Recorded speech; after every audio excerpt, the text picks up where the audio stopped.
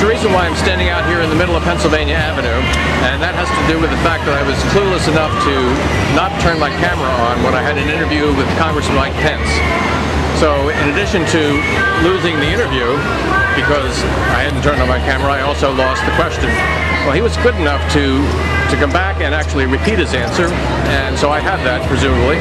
But what I didn't have was the setup. So here was the setup that I didn't record.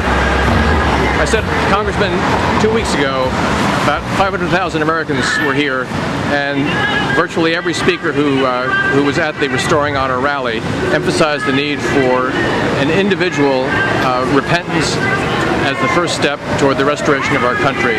That it really had very little to do with politics, but had very much to do with our personal relationship with God as the first step to rebuilding this country. And I wondered, I asked him whether or not, or how, in what ways did his faith, he's a self-proclaimed evangelical Christian, in what ways he was able to integrate his faith and the very practical and sometimes quite seductive aspects of working in Congress. It was a great answer, both times he gave it, so this is what he said the second time.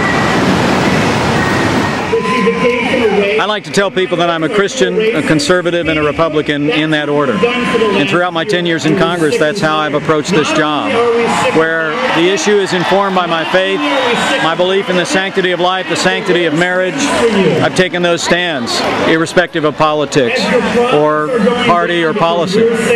But where it's not informed by my faith, I make decisions based on my conservative worldview. I believe in limited government, a strong defense, and I run all of my decisions through that filter.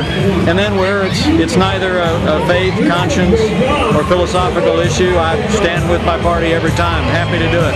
Proud to be a Republican, but to me, being a Christian in public life is about priorities, and it's really about letting your yes be yes and your no be no.